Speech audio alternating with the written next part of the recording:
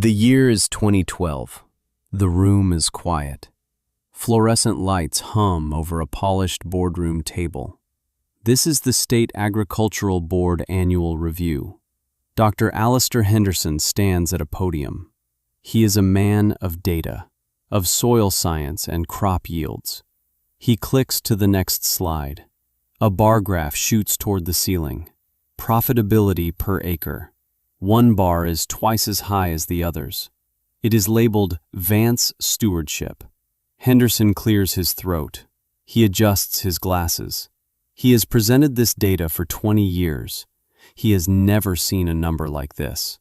He looks down at his notes. He looks back at the screen. The room is filled with men in suits, bankers, lobbyists, heads of major agricultural corporations. They lean forward. Henderson speaks. The Vance Stewardship Farm is an outlier. Its input costs are a third of the state average. Its yields are 30% higher. In a drought year. He lets that sink in. During the worst drought in a generation, this one farm thrived. He says the numbers don't make sense. They defy the models. Someone in the front row speaks. Who is this Vance? Henderson flips a page. The founder is a woman named Eleanor Vance. The room goes silent again. A different kind of silence. Alistair Henderson did not know Eleanor Vance, but he knew the land she farmed. He had walked it 30 years prior. He had declared it near worthless, depleted, eroded, a lost cause. He remembers the auction. He remembers a young woman with a fierce, quiet look in her eye. He remembers the auctioneer looking right past her. He remembers thinking, she doesn't belong here. This is a story about the space between that thought and this graph. It's a story about being told you can't. Not with malice, not with anger, but with the calm, kind certainty of someone who thinks they are protecting you. This channel tells the stories of people who were written off, people who refuse to accept the verdict. If you believe those stories need to be told, subscribe, because what happened in that auction room 30 years ago changed everything. Let me tell you about 1982. Let me tell you about the rain that didn't fall, the bank that didn't wait. The Vance family had farmed the same 240 acres for a century. John Vance, Eleanor's father, was a good farmer. He followed the advice. He took the loans. He bought the new seed. He used the new chemicals. The dealer said they were a miracle. The banker said the debt was an investment. Everyone was certain. Then the sky turned to brass. The corn withered. The bank sent a letter, then another. Then a man in a clean truck came and posted a notice on their gate. Eleanor was 19. She watched her father read it. She watched his shoulders slump. He didn't say a word. He just walked to the barn. He came back carrying a small leather-bound book, his father's ledger. Her grandfather's handwriting filled the pages. Notes on rainfall, crop rotations, cover crops, things the new experts called old-fashioned. John Vance placed the book in Eleanor's hands. They're taking the land, Ellie. He said it softly. A fact, like the sun rising. They're taking the buildings, the tractors, everything we borrowed against. He paused. But they can't take this. He tapped the book. And they can't take the dirt from under your fingernails. That's yours. The dirt is enough. Eleanor held the book. It felt heavier than its size. 2 weeks later, they packed their car. They moved into a small rental house in town. John Vance got a job at the grain co-op, loading trucks for men who had been his neighbors. Eleanor got a job at the diner, pouring coffee for those same men. She listened to them talk. About the Vance farm, about who might buy it at the foreclosure auction. It was good land, they said, just poorly managed. Needed a modern operator, someone who knew how to handle debt. Eleanor would wipe down the counter, her knuckles white. She saved every dollar, every single dime. For 3 years, she worked double shifts. She never bought a new dress. She never went to the movies. She and her father ate simple meals. At night, she read the leather book. She memorized the cycles. The wisdom of a man who never owed a bank a single dollar. Her grandfather believed in the soil, not the loan. The dirt is enough. It became her mantra. In the spring of 1985, the notice appeared in the paper. Public auction, 240 acres, the Vance farm. Eleanor circled the date. She went to the bank. Not the one that took their farm, a different one. She withdrew her savings. 3 years of tips from the diner. 3 years of her father's wages from the co-op. It was a staggering amount for them. A pittance for a farm. Not nearly enough. But her father had an idea. He had a brother in Ohio, a man who had left farming to build houses. John called him. He didn't ask for a gift. He asked for a loan, secured against his brother's belief in their family. The money arrived by wire 2 days before the auction. Combined with their savings, it was just enough. Maybe, if the bidding wasn't too fierce. The day of the auction was bright and cold. The county courthouse meeting room was packed. Farmers in seed caps, investors in crisp shirts, bankers in the back, observing. Eleanor and her father found seats near the wall. She held bitter paddle number 73. The number felt unlucky. The auctioneer took the stage. His name was Frank Miller, a pillar of the community.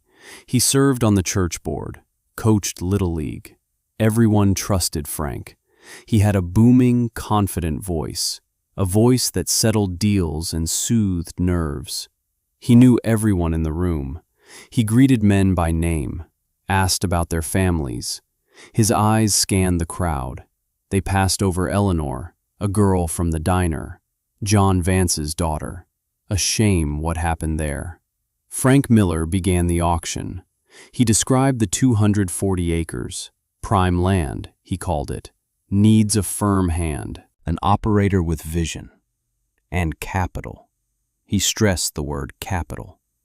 His gaze swept over the wealthy cattlemen in the front, the investors from the city. He started the bidding at $200,000. A hand went up. $250. Another hand. $300. The numbers climbed fast. $320. $340. $360. The bidding slowed. Frank Miller worked the room, his voice a hypnotic rhythm. $360,000. A fine price for a fine piece of ground. Do I hear $370? Eleanor's heart hammered against her ribs. This was their number. Their absolute limit was $400. She raised her paddle. Number 73. Frank's eyes were on a big rancher near the front. Come on, George. You're not letting it go for that. He didn't see her, or he chose not to. George shook his head. The room was quiet. Going once, Frank called. Going twice. Eleanor raised her paddle higher. Her arm trembled. Her father put his hand on her shoulder. Just for a second. Frank's gaze swept the room again. It flickered past her. No recognition, no pause. It was as if her paddle was made of glass. Sold, he was about to say. No. Her father whispered it. Eleanor stood up. Her chair scraped against the floor. The sound was loud in the tense room. Every head turned. Frank Miller stopped. He looked at her. Annoyance flickered in his eyes. Then it was replaced by something else. Pity. A kind, gentle, condescending pity. He thought she was confused. He thought she was making a scene. Young lady, the bidding is concluded. Eleanor's voice did not shake. It was low and clear. It cut through the silence. You missed my bid. Frank Miller smiled a patient, fatherly smile. I'm sorry, miss. I didn't see a bid. I bid 370,000, Eleanor said. The rancher, George, grunted. He was out. Frank looked back at the last bidder, a man in a suit. The bid is 360. The gentleman here has it. The man in the suit looked uncomfortable. Frank was trying to protect her, to save her the embarrassment of bidding what she couldn't pay. He was being kind. It was the cruelest thing he could have done, because his kindness assumed her failure. His certainty was a cage. Have you ever been told you couldn't do something? Not by an enemy, but by a friend. By someone who smiled while they said it. Someone who believed they were helping you by limiting you. Tell me about it in the comments. Because that feeling, that quiet, hot indignation, is where this story truly begins. Eleanor did not sit down. She held Frank Miller's gaze. The bid is $360,000, she repeated slowly. I am bidding 370. Frank's smile faded. The room was dead silent. This was not in the script. He was the auctioneer. He controlled the room. He spoke again, his voice tight. Ma'am, this is a cash auction. You need to be able to back your bid. I can. The words hung in the air. A ripple of murmurs went through the crowd. Who was this girl? Frank was cornered. He couldn't deny her without cause. He looked to the banker in the back.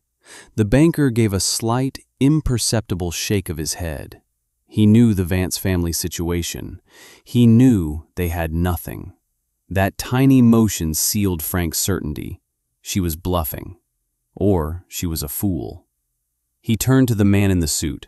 Sir, do you bid 370? The man, flustered, shook his head no. Frank sighed, a show of great patience. Fine. The bid is $370,000. He pointedly did not look at Eleanor. He looked at the crowd. Do I hear 380? Silence. 390? A different investor, a man who had been quiet, raised a finger. 390,000. Frank nodded, relieved. Now we're back to business. $390,000. A real number from a real buyer. Do I hear 4? Eleanor raised her paddle again. Frank ignored it. He looked directly at the investor. Going once at 390. Her father stood up beside her. His face was pale. He said nothing. But his presence was a statement. We are here. Frank's eyes darted to them, flinched. Going twice. Eleanor's arm was aching. She felt the eyes of everyone in the room on her. The pity, the curiosity, the scorn. She had never felt so alone. He's not going to take it, her mind screamed. He will not let you win. He was about to say, sold.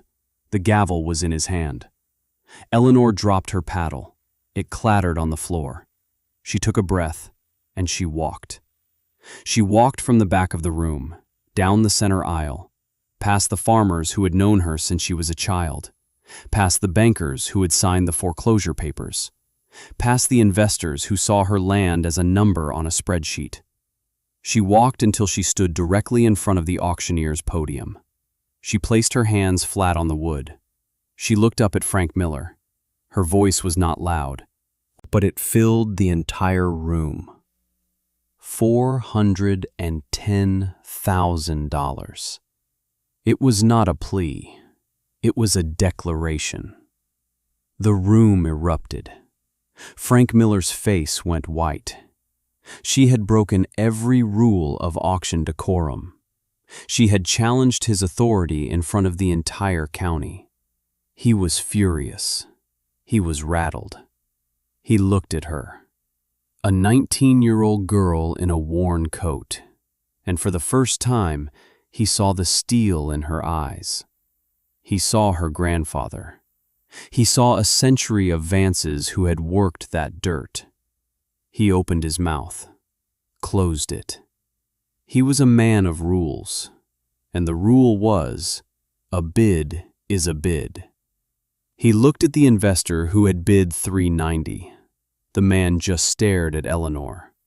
He slowly shook his head. Frank Miller looked back at Eleanor.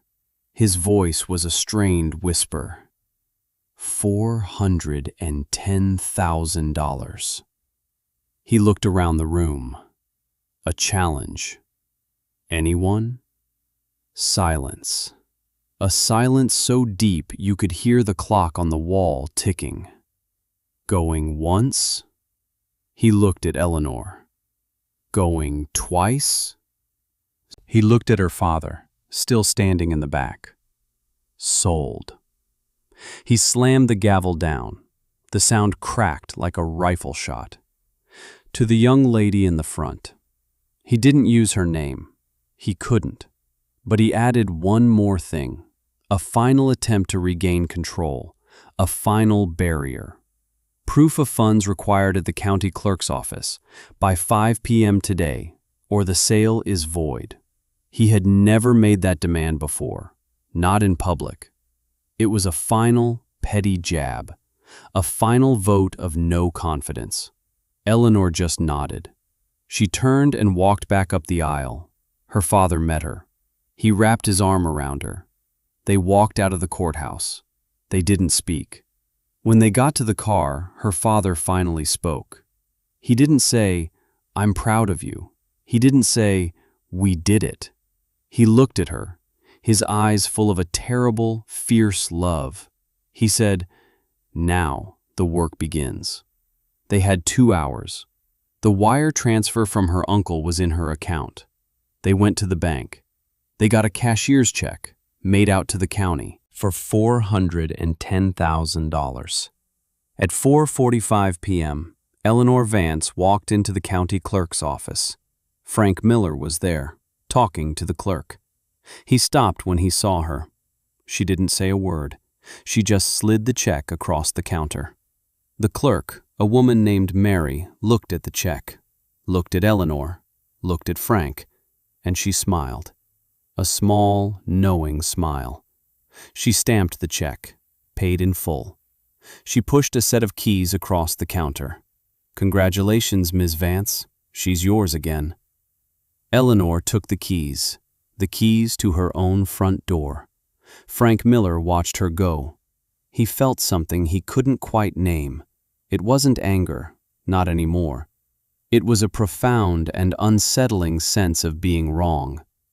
Eleanor and her father drove back to the farm. The notice of auction was still tacked to the gate. Her father tore it off, crumpled it in his fist. They unlocked the house. It was empty, hollow. Echoes of their old life everywhere. Dust motes danced in the afternoon sun. Her father walked to the window and looked out at the fields. The soil was pale, cracked. The previous renter had abused it, planted corn on corn, doused it with chemicals, stripped it bare. "It's hurt," he said. Eleanor came and stood beside him. She held up the leather-bound book. "We can fix it." That night they didn't celebrate. They sat at the old kitchen table. They opened the ledger.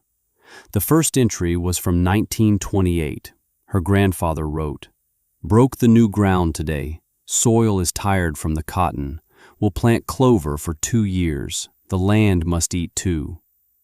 Eleanor traced the spidery handwriting with her finger. The land must eat too. The modern experts would laugh at that. Land was a medium, a thing to hold seed. To her grandfather, it was alive. For the next month, they worked. They didn't buy a big new tractor. They couldn't afford one. They bought an old, broken-down Alice Chalmers from a neighbor's fence row, an ally. An old farmer named Abe. He'd known her grandfather. Said he owed him a favor from a barn raising in '52.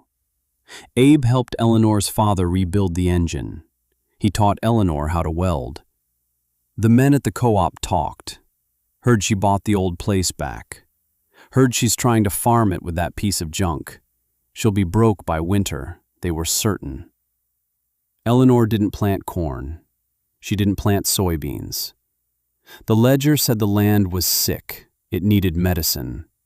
She went to the seed store. She didn't buy the expensive hybrid seed. She bought bags of buckwheat, of hairy vetch, of winter rye. The store owner looked at her order. "This is cover crop, ma'am. You can't sell this." "I'm not trying to sell it," Eleanor said. "I'm trying to feed the soil." She spent the spring planting a garden of weeds, the neighbors called it. Her fields weren't neat rows of green shoots. They were a chaotic mix of blossoms and stalks. It looked messy. It looked wrong. Frank Miller drove past one day. He slowed his truck. He shook his head. A damn shame. He felt a pang of guilt. He had let her buy it. He had let this girl, driven by sentiment, ruin herself. He had failed to protect her from her own foolishness. He was certain he would be selling that farm again in a year. That summer, Eleanor didn't harvest a crop. She let the buckwheat and vetch grow high. Then she and her father took the old Alice Chalmers out. They mowed it all down. They didn't plow it under. The ledger was specific. Never turn the soil unless you must. The life is in the top. They left the cuttings on the surface, a thick blanket of green manure. Worms returned to the soil. The hardpan began to soften. That fall, she planted winter wheat. She used a no-till drill she and Abe had modified, a strange contraption of welded steel and old disc parts. The neighbors laughed. But the wheat sprouted. It was thicker and greener than anyone expected. The next spring, the yield wasn't a record breaker, but it was solid, and her costs were almost nothing. No chemicals, no fertilizer, minimal fuel. She sold the wheat, paid her uncle back the first installment on the loan, cash. She had a profit of $18,000. Cash. It wasn't much, but it was a start. It was proof. The dirt was enough. Let me tell you about the next 25 years. Let me tell you about quiet work, about proving people wrong without saying a word. The story of Eleanor Vance is not a story of one dramatic moment. It is a story of 10,000 small, consistent ones. By 1988, her soil was alive, dark and rich. Her yields were matching the county average. Her profits were double. That spring, the 80-acre parcel bordering her land came up for sale. The farmer was retiring. He'd used all the modern methods. His soil was tired. He offered it to Eleanor first. He'd seen her fields. He'd seen her results. She paid him his price. $72,000. Cash. She put his land on the same recovery program. 2 years of cover crops. The neighbors stopped laughing. Now they were watching. By 1995, she owned 500 acres, all contiguous, all paid for, cash. She bought another 160 acres at auction that year. Frank Miller was the auctioneer. When Eleanor raised her paddle, he stopped the auction. He looked directly at her. His voice was clear. "I have a bid from Ms. Vance." He used her name. It had taken him 10 years. She bought the land. Cash. Frank Miller saw her success. He drove past her farm on his way to church. In the dry years, her crops were green. His clients were yellow. In the wet years, her soil soaked up the rain. His clients washed into the ditch. He heard the numbers at the co-op. Vance is getting 60 bushels of wheat an acre. The county average was 45. Vance's soybeans are testing at higher protein. She was getting a premium. He didn't understand it. She was farming backwards. She was breaking all the rules the experts preached. The experts he trusted. The certainty he had lived by was eroding. Like the topsoil on his clients' farms. Eleanor never spoke of the auction. She never gloated.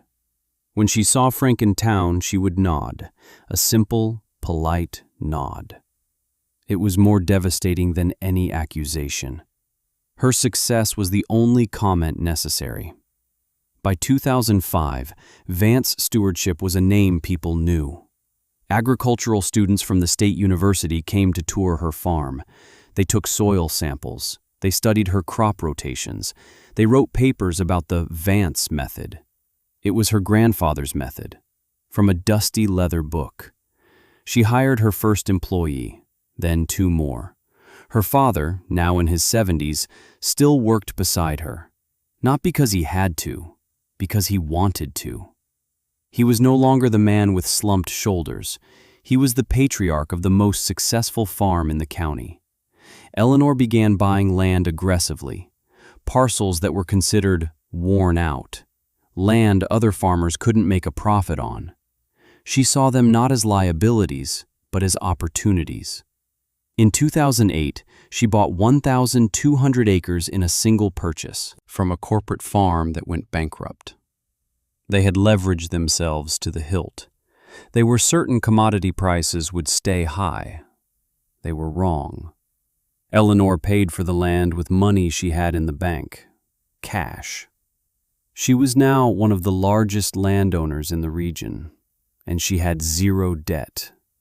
0. She answered to no one, not a banker, not a shareholder. Only the soil. The dirt was enough. The year is 2011. The rain stops. For a whole year, the sky is a merciless blue. The drought is worse than 1982. It is a biblical drought. The county withers. Corn tassels in June, a sign of extreme stress. Soybean pods are empty. Farmers who borrowed heavily against high yields are wiped out. Bank notices appear on gates again. A ghost from Eleanor's past. Eleanor's farm is an island of green in a sea of brown. Her soil, rich with organic matter after decades of care, holds moisture like a sponge. Her crops are shorter than usual. Her yields are down.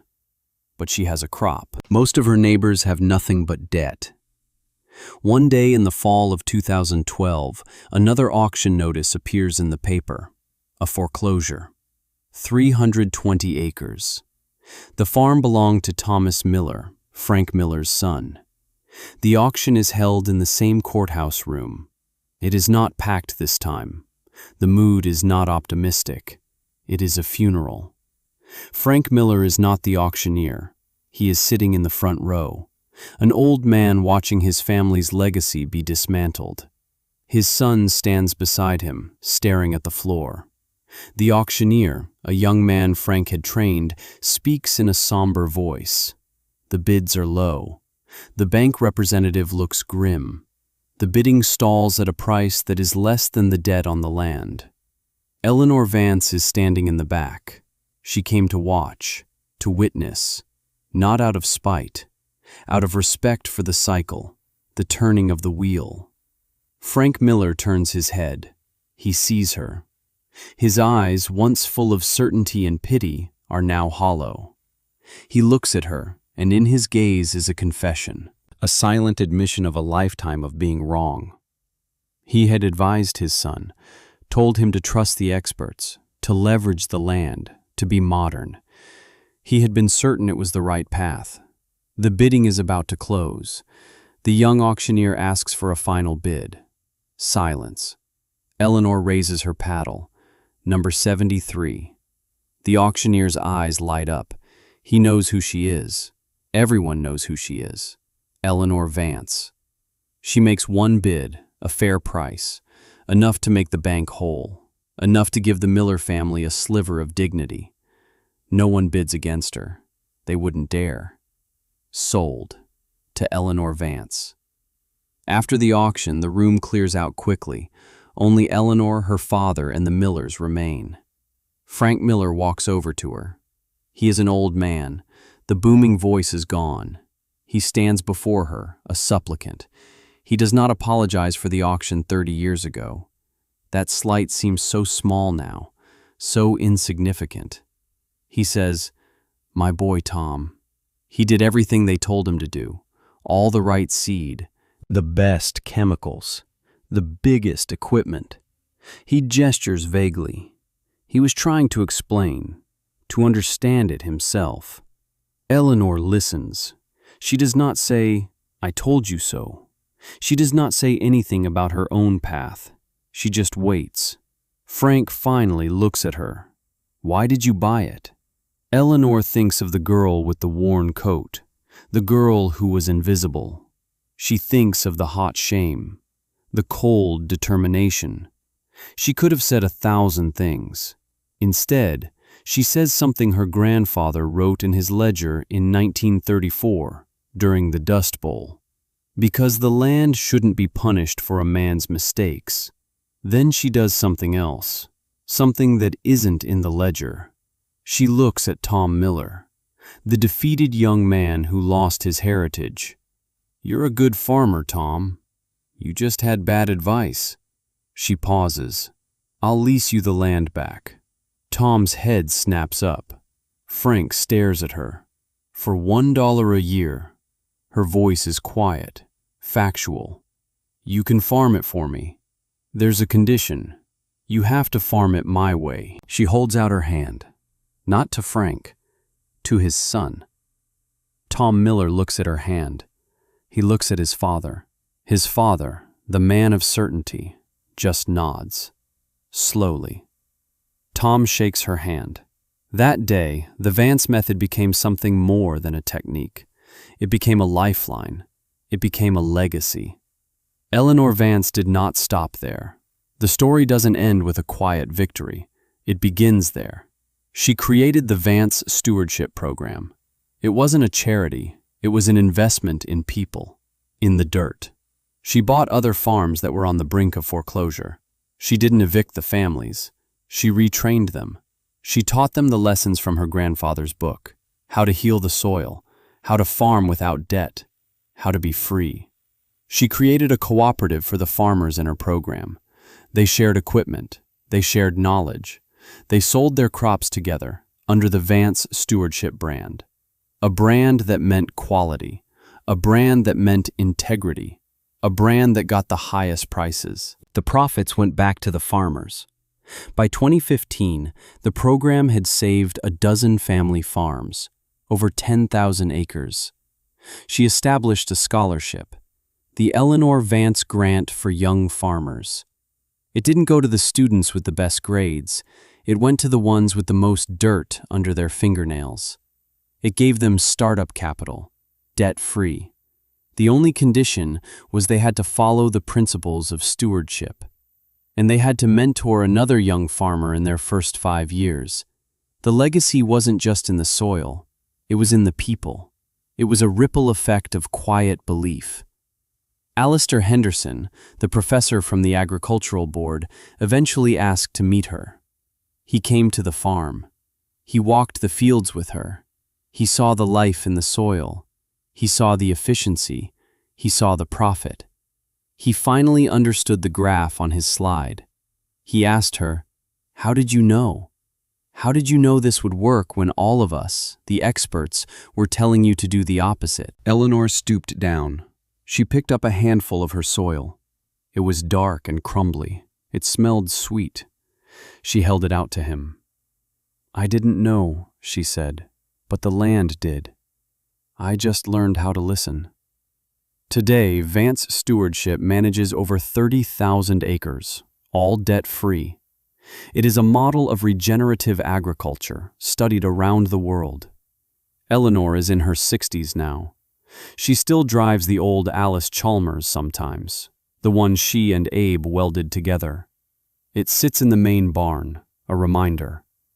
Her father passed away a few years ago, peacefully, on the land he had lost and gotten back. His leather-bound book, the little ledger, sits on the desk in the main office. It's not in a glass case. It's there to be used. Her granddaughter, a young woman with a degree in soil science and Eleanor's fierce eyes, sometimes takes it down. She runs her hand over the faded ink. She reads the words her great-great-grandfather wrote. "The land must eat too. The dirt is enough." Right now, somewhere in the world, Someone is being told they can't. Someone is being dismissed, ignored, written off by a person who is certain they know better, a person who might even be kind about it. Eleanor's story is a reminder that certainty is the enemy of possibility, that the world is full of experts who are experts in the world as it is, not as it could be.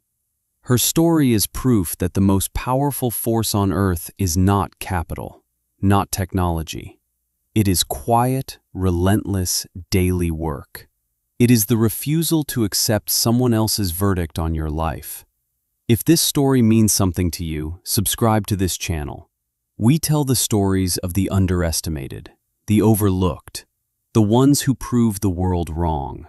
In the comments, tell me about a time you chose to listen to that quiet voice inside you instead of the loud voices outside.